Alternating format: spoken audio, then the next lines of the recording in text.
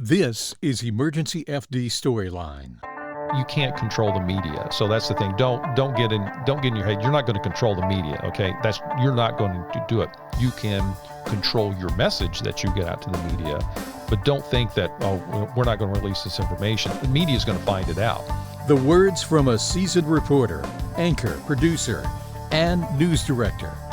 And he continues working in the newsroom today as an assistant news director at KFVS Television in Cape Girardeau, Missouri.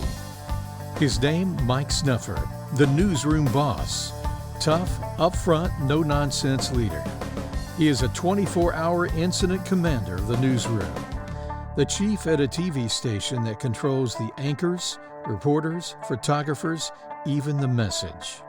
The views expressed on this program are from the guest and the host and do not necessarily represent the views of any government agency, private company, or public service. Emergency FD Storyline's focus is to tell the stories of those in the fire service and to highlight what matters to our first responders. I'm your host, Tom Mann. This podcast is a Storyline Extra, meaning not the usual format, but a subject of interest to the fire service. Something outside the box that can improve your understanding and help your job. Our subject today, the media. Some see it as a problem, a challenge, the other unpredictable danger on the emergency scene, and even the enemy. I understand both sides of that coin. Some ask me, what is your background, Tom? Well, actually, my background is the media. I've spent nearly 40 years on the air and working behind the scenes, in the newsroom, entertainment, documentary production, and in business in the media. The media, communications, can make or break you. It can be your biggest problem, or if you are wise, it becomes your greatest asset and your messenger to the public. So let's start the podcast. The media, friend or foe? And that's with a question mark. That's our Storyline Extra. We gave a press conference, if you recall, and went over the entire incident report. And after the press conference, the media was quiet. They didn't ask anything. So finally we closed and asked a couple of reporters after the meeting, why didn't you say anything? They said, y'all answered every question we had. So I thought that was a major compliment, that we did the right thing. That's the words of Charles E. Smith, the former director of the Division of Fire Services in Memphis, Tennessee, talking about a report issued to the public about what happened one early morning on April in 1994. Now, what you just heard was part of an interview about the 750 Adams Regis Towers incident, an incident that really changed the fire service, where 2 firefighters in Memphis lost their lives in the line of duty. Today's storyline is the media, how you handle the media, how to work with the media, understanding the role of the media. And my guest on this edition of Emergency FD Storyline is Mike Snuffer, a good friend, also who was my boss for a good long time, and then became, I guess we could say, how do you call it? Professional friends, I guess. Yeah. We're on the same management team. Same management team. So. I was the creative services director, and you were the news director. Yeah, when I hired you, it was you were overqualified for the job I brought you in for. But I needed the job. But you needed the job, so yeah. Had to have it. So you've been a reporter, producer, anchor. I know you work in radio too, so you disc jockey, and then news director. You were news director first in Texas. Yeah, news director in Waco Temple market, Waco Temple, Texas market, and then worked in Lubbock, Texas, for about 6 years, and then Southern Illinois for 16 years. Right. Yeah, 16 years. I was thinking it was 15 or 16. Yeah, so I've been a news director 26 years, I guess. Yeah, news director in Lincoln, Nebraska. And what basically just, I'm where the buck stops as far as what the reporter's saying and doing.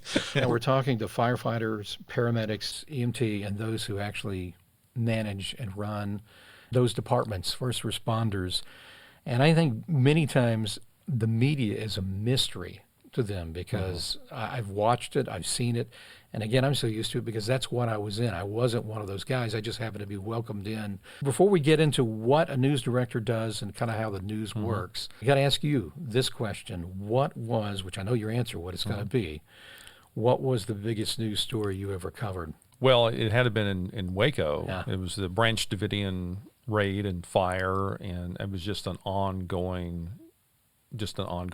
thing. I think my Waco reporting days, that was, I had the Branch Davidian with David Koresh and such like that. And before that, we had the Luby's Cafeteria shooting, the massacre. That was on, if I can get my dates correct, I think it was October 16th of 1991. At the time, it was the biggest mass shooting in the nation at the time. I think it was 22 people and 23 counting the gunman. I was a news producer, so I wasn't exactly on scene, but I was responsible. It was within the market at station I was at, so I was responsible for getting the crews out there and dealing with all that. And then, over the course of the career, I've dealt with firefighters and police. That's what you do in local media. I mean, when I first got started in radio, and I will say 36 years ago, about this month, I got started in radio. Mine's 38. Yeah, and so I was working at an AM daytimer in Eastland, Texas, small town in Texas, probably population of 3,000. And I was there were 2 radio stations in the market, so I happened to be at the AM. And so there was a huge train derailment, I bet was maybe 3/4 of a mile from the radio station. And so they set up a perimeter, and the radio station was inside the perimeter. I mean, the whole downtown was evacuated because I think it was, it was like any other rail car carrying a bunch of hazardous material. Yeah. The one thing I remember it was carrying, it was loaded with some IROC Z sports car. Wow. I think that's what. Yeah. And those things got scattered all over the air. That's all. I'm a 19, 20-year-old kid, and we're like, oh, look at those sports cars. They're all over the place. But they allowed, since we were the media in town, so they allowed me in and out of the area. I didn't, I could see the wreckage from, the front steps of the radio station. I wasn't necessarily allowed to go down there, but I was pretty close. And fire department and police department, if I recall, was maybe 2 blocks from a radio station. So we would go and they would do a news conference, and I'd go back to the radio station and then play just the raw stuff of like 30 minutes or so. I didn't have live capabilities. I'd go there and record it and come back and then play it back, and that's what we did to inform people. So I wasn't a trained journalist, but I knew enough to here's what's going on and try to communicate. Got some cool audio for you. Yeah, great audio. And that was probably, as a youngster, getting into it, that was probably my biggest story that was of importance, that you had to inform the local community. And it affected the entire town. And so it affected, a lot of the businesses in towns like that. So from that standpoint, they needed the media to try to communicate what was kind of going on. You kind of get thrust into the middle of that thing. I had one like that where I was stuck in a radio station in a perimeter. I was stuck there on the air. I was a disc jockey. And what it was, a pipeline had exploded and ignited down to the end of the road. It was about a 1/4 mile away. It was so deafening and loud. It sounded like a jet engine outside. But I had to stay in the radio station. I was the only one allowed to stay, but I just had to keep things rolling. Yeah. And every time I would pop the microphone, you could hear this loud, it sounded like a jet behind me, and it was down the road. So, yeah, I know that feeling. Here's my description. So what is a news director? If you remember Mary Tyler Moore, you had Lou Grant, yeah. Lou Grant, played by Ed Asner. He was the boss. He was the guy. He had to look in people's faces and says, no, this is my newsroom. This is how we're doing it. Do you understand?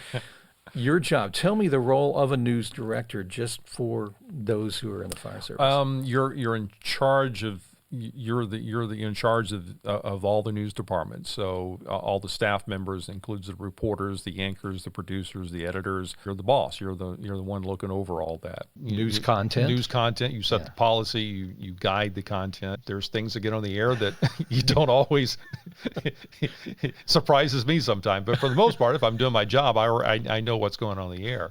So you're just in charge. You're like the fire chief. You're like the fire chief of your department head. You know, fire chiefs are department heads of the city. A news director is a department head of the news department of a TV station is the best way to liken it. You know, you hire them, you train them, sometimes you fire them, you know, you're in charge of the budget and such like that. So, you know, I've been at it for a long time as a manager. I can remember you talking with some high, how do we say it? Strong personalities in the news. Yeah. You know, you have anchors and others that they have, you know, pretty strong personality. You have to do that. Yeah, job. There's a lot of, anchors they're the visible part. That's what people identify with. And for the most part, you have anchors who are very responsible journalists. You have some who they have egos, and so you have to burst their bubble occasionally and kind of bring it back to reality. You know, it's like that in any workplace. But I think TV is just you're visible in the community. I don't want to call it local. I don't want to use the word celebrity, but I think that sometimes anchors are they are the local celebrity, you know. And they're the one celebrity or the one personality that you're going to see, picking up milk after the, early, later in the day or at night, because, they all function and do the same things, but they do have that, somewhat of a higher profile view in the community. So. And you always you handled them quite well. Well, sometimes you attempt to. When I think about the role of the media, and especially on the scenes of really difficult situations, usually when fire gets involved, you get law enforcement, all these other ones, they're usually very intense situations. And tell me a little bit about what I would like to call, I would say it's the anatomy of a news story. When firefighters are responding on the scene, how do you guys get there? How do you get the information? And how do you work that? So let's say there's a big fire and somehow we get the reports in the news, there may be some fatalities or injuries. Tell me how we respond to that in the news side of things. Yeah. I'll have to go back because, the way that we get stuff has evolved. Back in the day, it was you sat there and listened to police scanners, police and fire scanners, and, you roll out, you get the address and you roll out there, you don't know what's going on. Now it's like you get that, but you also have social media. You have people that call the media outlets. We get phone calls from viewers and or sometimes now with social media, you're sitting there watching social media and people will send you pictures. The eyewitness, the first on this, it's not media pictures that you get. It's people that just happen to be on there. We have a major interstate that runs through, where we're at right now, and so that makes for a lot of news and a lot of accidents, multiple times throughout the year. And so that's how we hear about it. It's people who are driving and they post it on social media. So it's a combination. So we hear about it. And, many times we use viewer video or viewer pictures with our story because, we can't be everywhere all the time. But if it's big enough, then we'll roll a crew out there and send a photographer, reporter, and a live truck, or now, or other live abilities. The backpacks, yeah. And, now cell phone even. Cell phones, yeah, cell phones. You can transmit live video back there. So that's how we get it. And of course, the speed with which information travels is what's changed dramatically since when I, started reporting back in the later, 1988, 1989 is when I started. Back then, you had the rotary dial telephone. Maybe you got there. I hope you had the right number. If you had a fax machine, you were high tech. So, but the main thing is just the news hasn't changed, and the way we cover it still remains the same. You still ask the same questions. Sometimes, they sound stupid, but we still ask the same questions. But as I said, the speed with which information flows has changed dramatically, and that's where I think sometimes, you think about, oh, that was a mistake, or you made an error.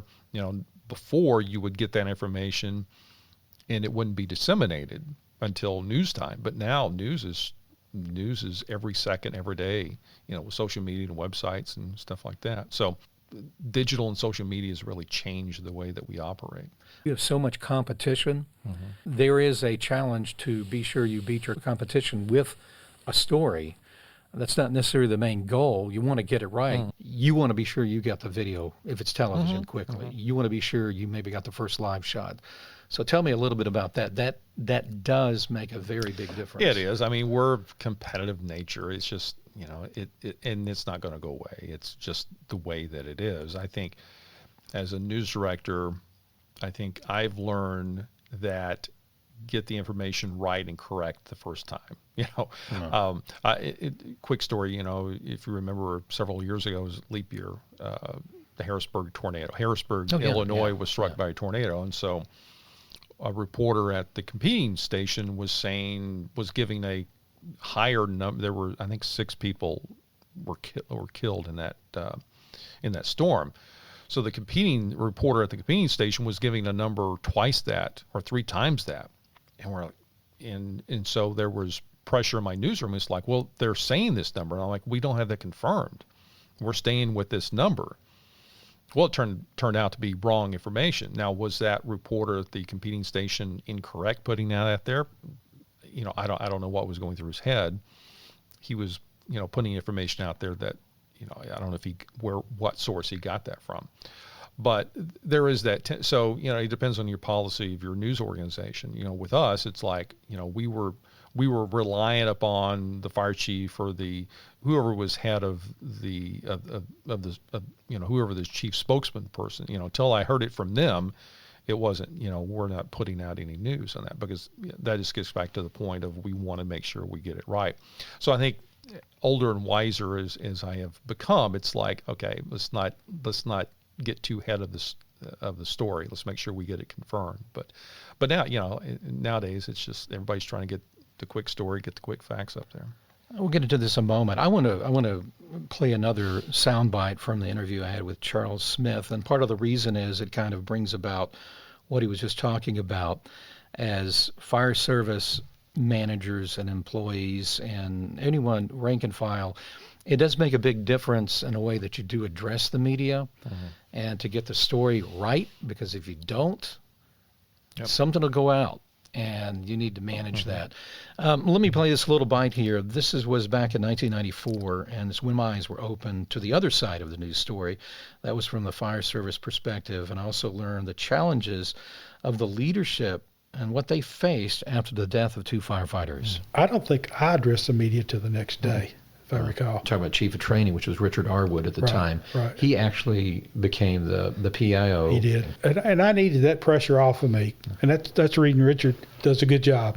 At 2:05 a.m. this morning, April 11th, 1994, the fire department received an automatic alarm from Miller Alarm Service for the Regis Towers at 750 Adams.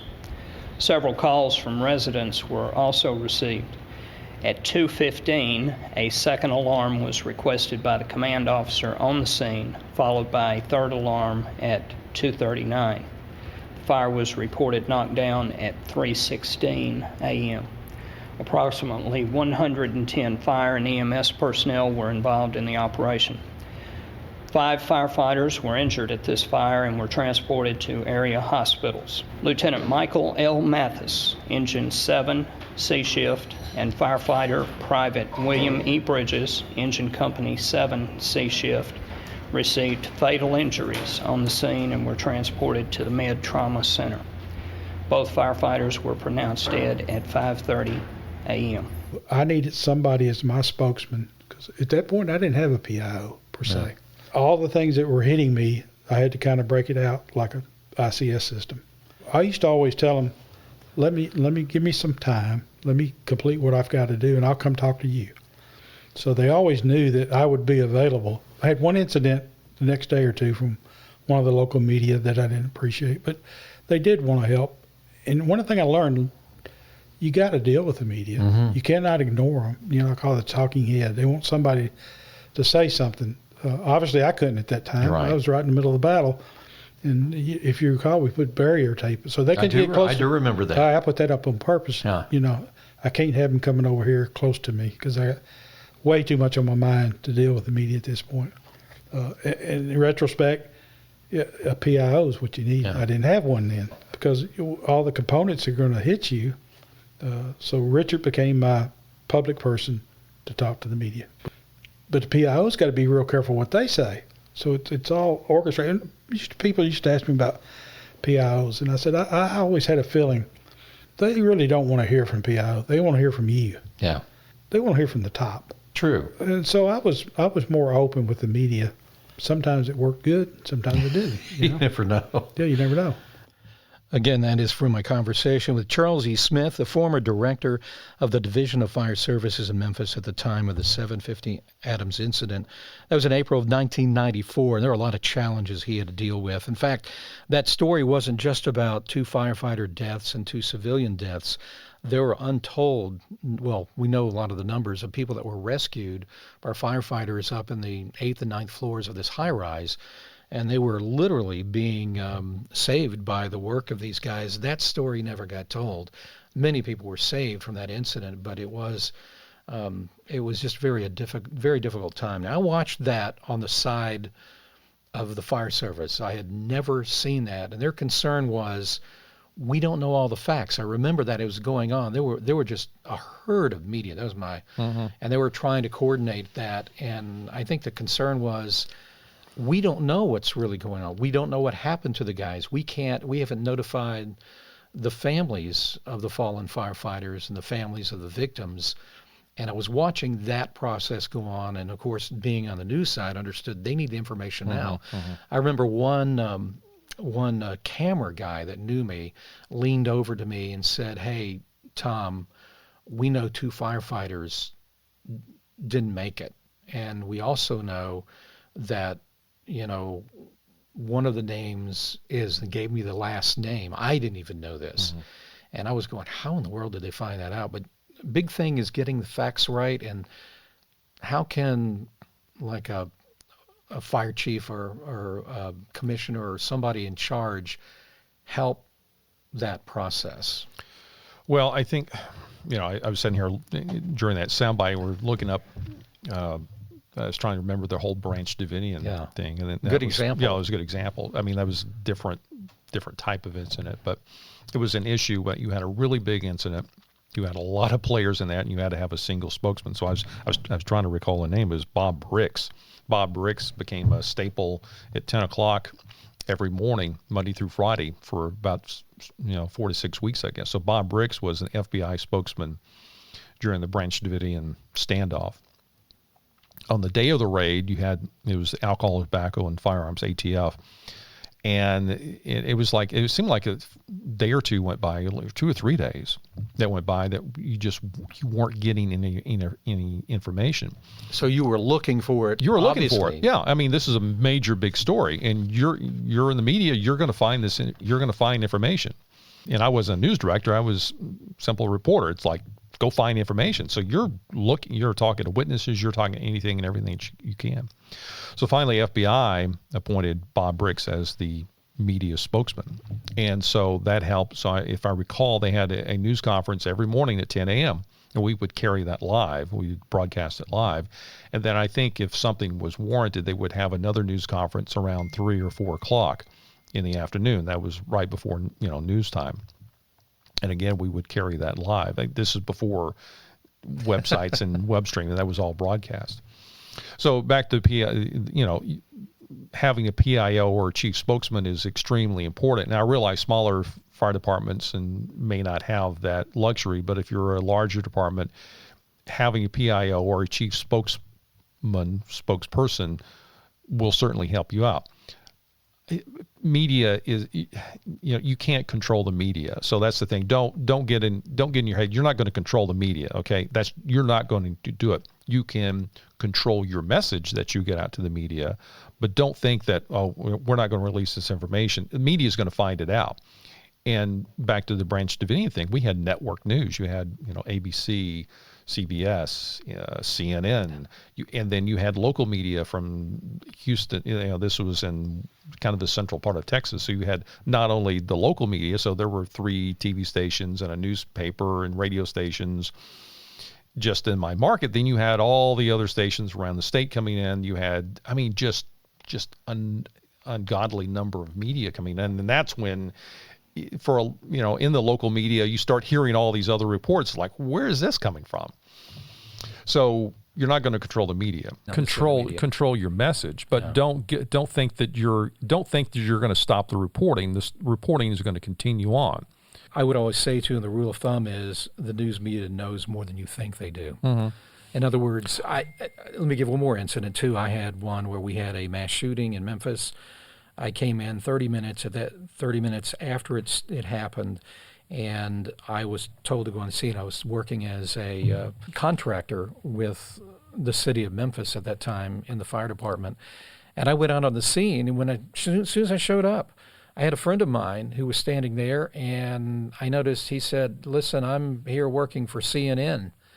And I said, "Really?" I didn't know anything really about names or what had gone on. I knew there had been a shooting and shootings, and we had some serious situations going on. He said, "We understand there are 2 firefighters dead." And then he said something about a sheriff's deputy that was dead, someone else, and we also know that another firefighter shot these 2 firefighters. And basically that was the story. They knew this, and he said, they know it. And I walked directly up to the incident commander, and I said, "By the way, they know this." He looked at me like, "How do you know that?" I said, "A friend of mine that's doing work for CNN knows that." I always say, that is that rule of thumb. If you don't get ahead of it, or you don't give a message, give them something. I would even tell them, "Listen, it's under investigation. There has been a bad situation. We will let you know at a later time," or something. But again, that rule of thumb, the news media knows more than you think they do, and they find out from various ways. You got to understand too, in newsrooms I've had staff members who were, boyfriend, girlfriend, or married to firefighters. And so, I love that, because you get some backstory information going on. Now then, hopefully I've always been careful about, I may know names, I may know stuff that's going on, but we try to be very careful not to put it out until it's, official, until it's authorized.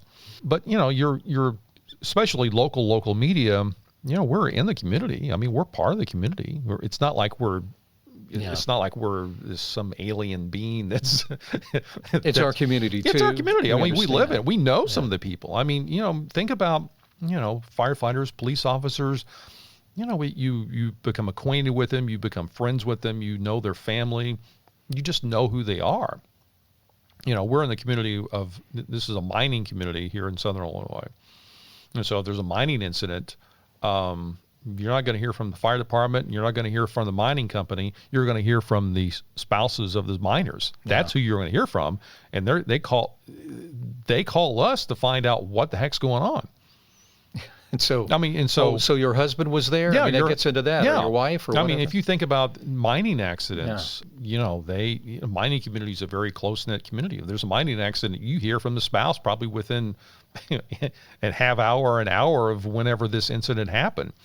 That was a big, not to pick on mining companies, but that was a big frustration with mining companies. There was an incident, and they just lock it down. They don't say anything. Yeah. But in many times, local media, if we're doing our job and if we're part of the community, we may know some of the people involved. We may be personally affected to some degree. And so just kind of keep that, I guess that was, the thing is, don't treat media as aliens. We're your neighbors, we're your friends. And, we're going to be affected by it in some degree, just as much as, the fire department is going to be involved. Notice that one thing, the power of the media is the fact that it can be a help. For instance, you got something going on the interstate, or you have some major incident, especially when I think of fire, and they have to close down a section of the city, or it's a hazardous material, hazmat incident. They're a great resource. Hey, we have this going on. Can you get the information out? That also, I think, is a great help. If the word is to help craft the story. In other words, we need your help right now. There are some things going on. We'll let you know about that. We can't release that yet, but can you? And again, when you get that, does that also help you? Yeah, I think if they will say, look, we know you probably know this bit of detail. We can't release this, but this is helpful for you. Interstate is shut down. Can you get that out? Absolutely. That's going to affect more people than anything else. Not who is involved, not what the injuries are involved, stuff like that. How's it affecting the day in, day out life of the people in your community? And so the first primary is how's it affecting the community. If it's a big incident, that's the important aspect of getting that information out to the media. And then, as the story progresses, then you're getting the names, then you're getting more detail to it. But when there's a primary incident, it is important to this part of the interstate is shut down, or this, we've got a, half-mile radius that's shut down due to something. We had something like this happen in Carbondale, Illinois, a number of years ago. There was a gas main break or something like that. Yeah. And so it was close to the university, Southern Illinois University. And so they put the word out to the media, there's been a gas main break, and we're evacuating a half-mile radius or something like that just as a precaution. So we put that word out. And that's the details and everything else involved. We don't know. We understand we don't know. But what we do know is that, if you live within a certain area, going into and out of those areas, you can't do that. So that's where the media having a good relationship with the media will help. That's what we're here for. We're in public service just like firefighters. I mean, that's, that's a deal. Yeah, we're public servants, to some degree. And so, I always thought one of the best strategies I ever had wasn't too long ago. The station that we were both working at the time, we had a drone program. Mm-hmm. I remember there was one PIO who was great with the state troopers in Illinois, the Illinois police, state police. He called me on more than one occasion, said, "Listen, hey, we got this incident, this big thing going on down the road. Why don't you come pop up your drone and get a shot of the cars, the backup?" The scene is not, his point was, it's a bad situation at the scene, and apparently there are a lot of fatalities. And he said, but what would be great, you can get a shot of the traffic backed up. And that was great, because immediately that's the thing that I got, was the shot of the traffic, because he said, listen, this scene is not something, which was true, you do want to show it on television. It's like he gave me this, and we had a reporter who used to do that, would show up the scene in the morning of fires and say, and they would say, listen, I know you got a fatality in here. He would tell them that. Where should I shoot to get a shot? And they said, don't get on this side, but on this side would be fine. And they would get some direction, which would help. Where do we want to point our cameras at? What would be good? Well, I mean, give us the video. That's really what again, I can't speak for all media outlets, but I know with my newsroom, I'm not going to be showing a body. Even if you've got video or pictures of a body, I'm not going to put that on air, because not only am I going to hear from local authorities, I'm going to have to take a phone call from a family member. I don't want to take that phone call and get chewed out for putting out, and I just don't want that on me. So, as members of the media, we may get there, we may have video of it, but Lord forbid we broadcast that on the air. There was an incident it talks about the speed with which information moves. It just came to my mind. Facebook Live was kind of a thing. I remember we sent a reporter out. It was a car accident, and so she's out there walking and narrating car accident going on, and you could hear a baby screaming in the background. Oh wow! And I got more phone calls about that. Why are you live streaming? That poor child, screaming, crying. And I went back and looked at it. At the time, it's live streaming. It's the new media. And I went back and listened to it. I'm like, yeah, you could hear a baby crying on that. I think the baby was fine. It was just, baby being a baby, what they do. But you don't know that at the time. So that kind of changed my policy about how much do we live stream on Facebook? Because that's kind of the big thing with media now, is everybody's live streaming on Facebook or other social media. So anybody can do it too. And it's not just, and here's the thing. Yeah. Media is a broad, it used to be, it was like if you worked at a TV station or a radio station or a newspaper, you were the media. But now you've got people who are bloggers or podcasters or whatever they can, the definition of media has broadened. You don't have to work for a large news gathering organization anymore. You can be Tom Mann, who's got his own podcast. I mean, so, Yeah. you know, the ability for individuals to become their own media company has changed to some degree. Hopefully, those of us who are responsible journalists will be responsible about what we put out. I mean, and you just got to trust, you just have to trust us to do that and understand. But, yeah, it's just, it's ever evolving in what we do. But Let me ask one other thing. The big one, because I've seen this more than once, and I think when fire service, rank and file, and again, those who are managing it, the departments, one of the biggest shockers to them is when they have a line of duty death. Any first responder that dies on the scene. Are there any best ways to handle that? I mean, I've seen it where they've acknowledged this has happened, and I've seen them actually go to the media and say, listen, can you not, if you know the name, please do not release the names because we haven't notified the family or this and this and this is going on. We will have the details at such and such time. Does it help to give a time when they're going to release it, or to come with you with a request that we ask that you really respect? I think asking, I can't tell you how many times we've known names of fatalities, but we did not put the name out until we got, and we even, in our reporting, it's like police officer was killed, and a firefighter may have been killed, or whatever, or a person was killed. We've been asked not to release the name until the family's been notified. I can't tell you how many times we've done that as a news organization. Now, eventually, we're going to want to get that. But I think any responsible media organization, again, the relationship that you have, if you contact that organization, say, look, if you've got the name, and again, back to social media, something will happen.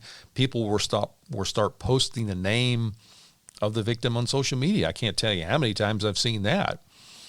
And even though it's on social media, I've taken steps of, we're not going to put it on our official website or our broadcasts or until there's like been a release. There's been a release on it.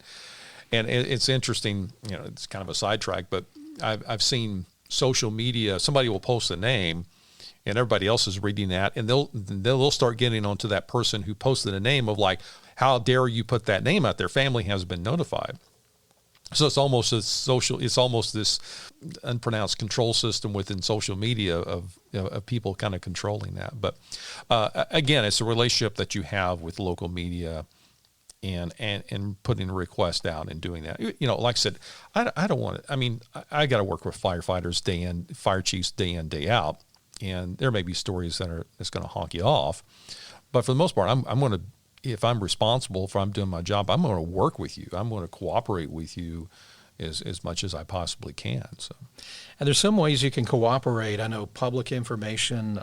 There's something coming up with firefighters want to talk about smoke detectors. They want to talk about, we have these every year that comes around. You have Christmas trees, safety with your gas grill, with your, those come to your.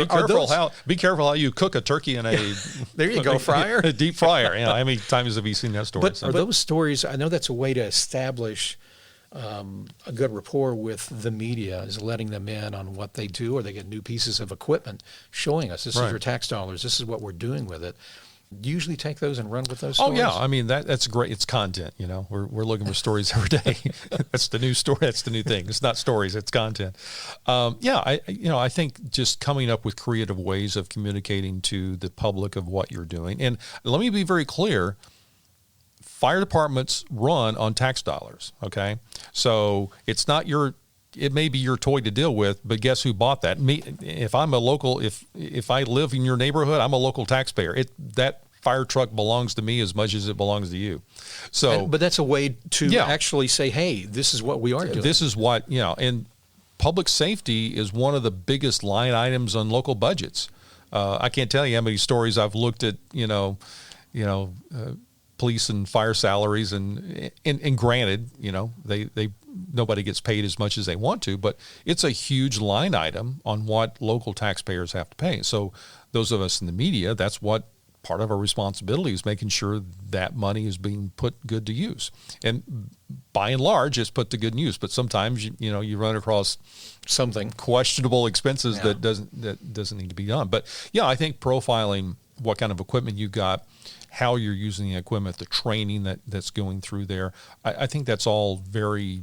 It's information. It's informative if you think about it as a taxpayer, and you want to, if when city council meetings roll, or don't forget, city council, they pass the budgets, they approve that stuff. So, and city council members will hear from their constituents, who are the viewers and readers of the media. So that's how all that kind of works. So when you're doing these PR things, think about, if I'm doing some good PR and showing what we're doing, then that's going to be favorable to that city commissioner who may or may not like the expenses that you're doing. So it kind of goes, it's a little bit of politics and part of the fire department. One of the fire departments in our community, which was Carbondale, invited several other fire departments to participate in a thing called Fire Ops 101. Yeah. You said, hey, listen, I'm sending Ronnie, one of the reporters who we're going to be talking with. It's not only for the reporters, but they also had mayors, they had aldermen, councilmen,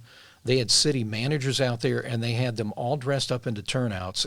Tell me a little bit about that, how effective, I guess you could say I that think is. I recall when I worked in Lubbock, Texas, for a while, we had a really good rapport with the fire department there, and I think it was it might have been done every year, it might have been every other year, but I remember sending reporters or photographers to a fire training school, and what it was, they would just talk to the media about, here's what we do, here's why we do it. And then I think and it didn't last very long just because of the change of staff members at a media outlet, but we had what we call certified fire reporters. So when there was a fire, they would allow our staff beyond the barrier. A lot of times they set up a barrier. So our staff would be trained, they kind of had a clue. So they would allow us to go past the barrier so we can get up and get the good footage and stuff like that. And so I think that was very helpful in just, allowing the media to understand a little bit more what's going on. Because a lot of times, and I'll give you an incident that just happened to me just, maybe a year or a couple of years ago.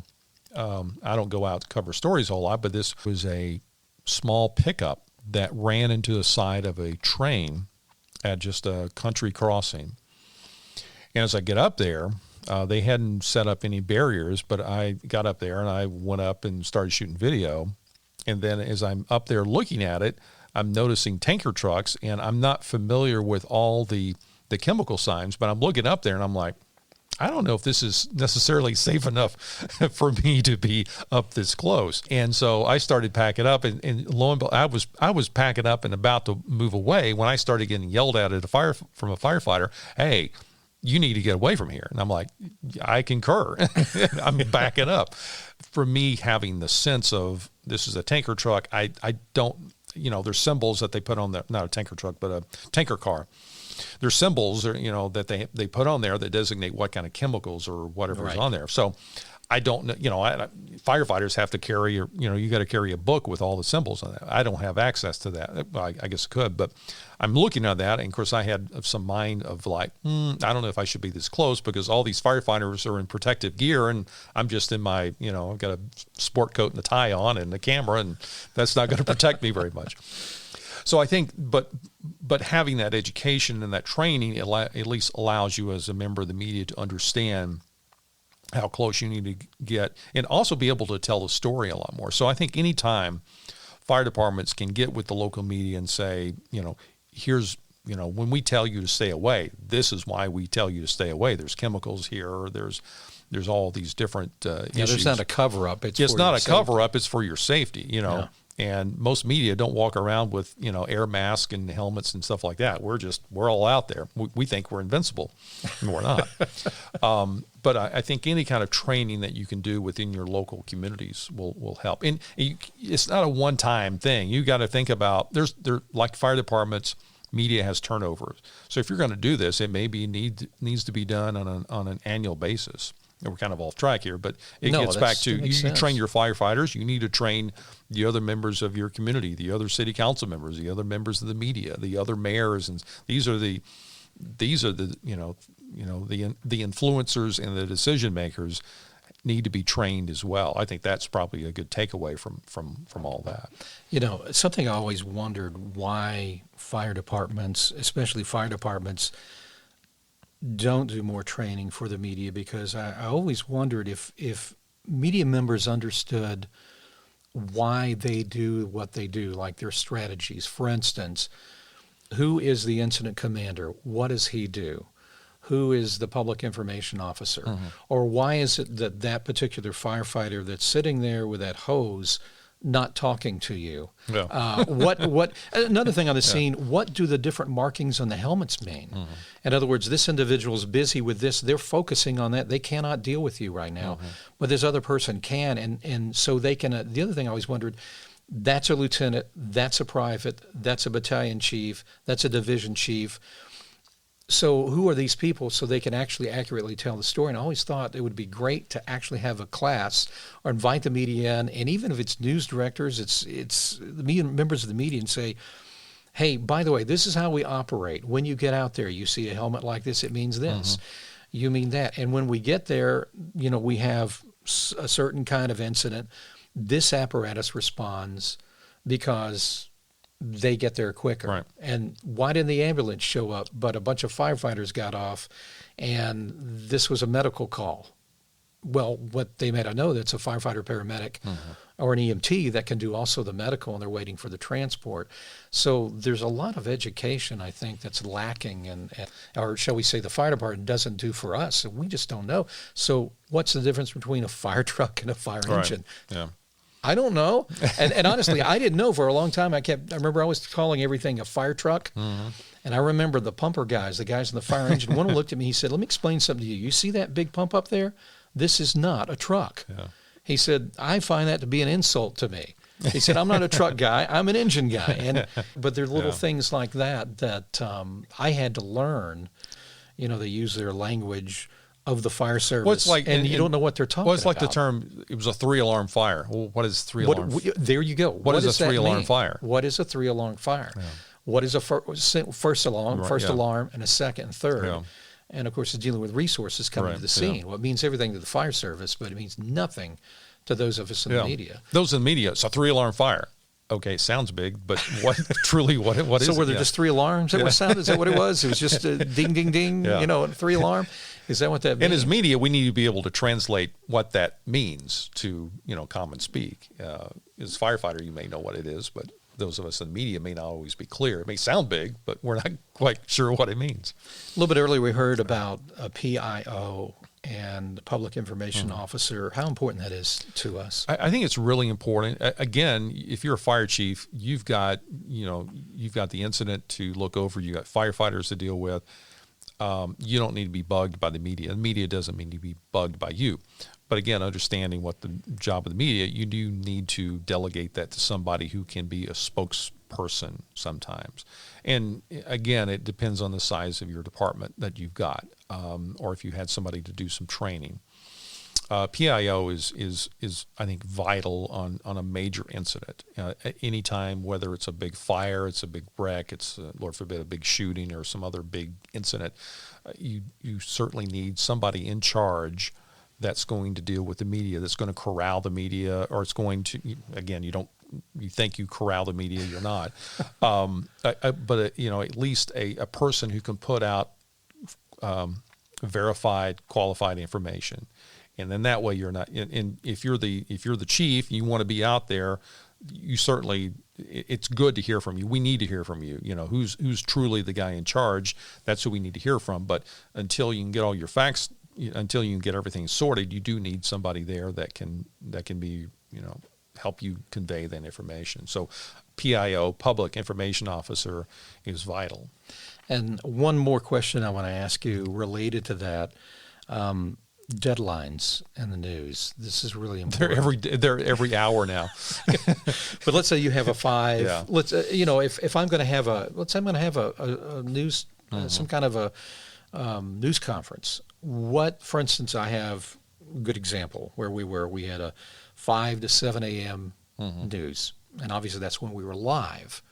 Then there's a huge break, and there wasn't really another newscast till 5 o'clock, except that we were on social media and other platforms. Yeah, I mean, traditional television, you had your morning news, which is, 4 a.m., 4 to 9, 4 to 10 a.m., and then you have a noon broadcast, noon or 11 o'clock, and then you start getting into sometimes a 4 or 4:30, then you get it, 5 and 6 o'clock, and then you have a 10 or 11, depending on sometimes a 9 even, or a 9 o'clock even. So I think just being mindful of when if you're going to have a 5, let's say you got a big incident and you're going to have a 5 p.m. news conference, you're probably going to be live.